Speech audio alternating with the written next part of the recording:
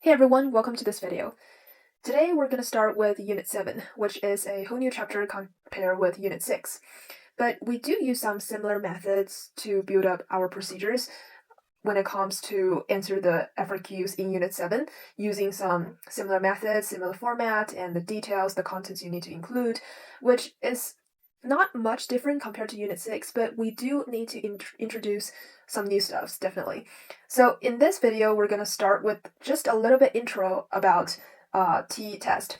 So first consider this situation, students distribution. In most cases, it's not normal, it's kind of squished, because if we just want to compare the students in a small classroom, for example, in your high school, then no big deal. It's easy to find the mean and standard deviation and all that stuff. But what if you want to calculate students' nationality in whole US? Then it would be a problem, right? Because there's just too many students out there. And it's difficult for us to calculate the standard deviation of the population because we just don't have that enough ways and energies to do the census for everyone. So if we don't know the population standard deviation, then there's a problem when we want to use the z-test, because z-test, one of the components that we need to use is the population standard deviation. But there's definitely some ways to solving these problems. And in here, we're going to do a t-test, which you can see from here. The curve is not that much different.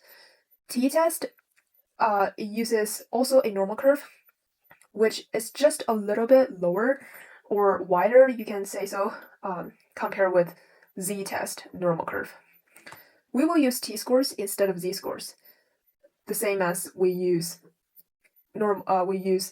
z-interval for z-test. In here, we're using t-scores for t-test. And how do we calculate t-scores? Well, we calculate it using this methods right here, this formula, which is x minus x bar, all divided by the standard deviation, divided by the square root of the sample size. And so in here, we're using s right here instead of the data, because we don't know the standard deviation of the population. Only what we can do is using the s right here. And the standard error is s divided by square root of n, with n minus 1 degrees of freedom. And that's a very new concept introduced in here, which is degrees of freedom. Because think about that, we don't know the standard deviation of the population. So when we calculate our intervals, they're definitely going to have some errors. But how big that error should be, or how big that error we want it to be, that introduced the concept of degrees of freedom. And right here in this video, what you want to take away is just degrees of freedom, usually calculated with n minus 1. N is the sample size. The t values differ with each degree of freedom. What I mean by that is, take a look at the table in the packet provided by the AP Testing Center. Table B, t distribution critical values. In here, it gives you a lot of data. You may feel a little bit overwhelmed, just as the first time I saw the z table, the z distribution critical values, it's kind of shocked. But if we dig deeper into it, you will find that it's not so bad. Please take a look at this graph right here. This diagram kind of showing you what t critical values really means. And just as we do the probability of z critical values, we have to find the shaded region, which is the probability p right here. And how do we find a t value based on the degrees of freedom?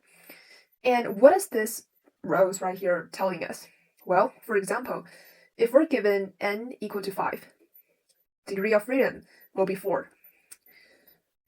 And what we want to do is, if the question is given to us a 95% confidence interval, then think about that. 95% confidence interval is what the percentage of areas in the middle. We have two tails at each end of the graph right here. So imagine instead of one bound right here, we have two bound at each end. So what is the alpha corresponding to this 95% confidence interval? It will be 1 minus 0.95, which is 0.05, and you use 0.05 divided by 2, gives you 0.025. And this is the corresponding value we need to find. We need to use it to find the corresponding t-distribution critical values. And the reason we cannot just use alpha in here to find is because, take a look at here. The title of this row is given to us the tail probability p, which means in order to find the corresponding t-critical values for this alpha level, we have to find the left tail corresponding value in order to find t critical value. So there's some simple ways on how do we approach it. You can find the values right here, and same as you do other things. Those are just continuing tables of those. And take a look at right here. At the very bottom of the row, it gives you some confidence level C. And this is what exactly we've talked about on how to find the alpha level, or the question gives you confidence interval and asking you to find the t critical value for that interval. And for 95% confidence interval, this is corresponding with alpha equal to 0.025 from the left tail, I should say. And you can see z in here just as, this should technically be t, but the same concept with z, this just going bigger and bigger to infinity. And for this class, we don't have to worry about it too much. So another example will be t critical value of 99% confidence interval, and given to us degree of freedom is 80. Where should we find that? Well, take a look. This column is degrees of freedom, 80, and we are asking to find the 99% confidence interval, which in here.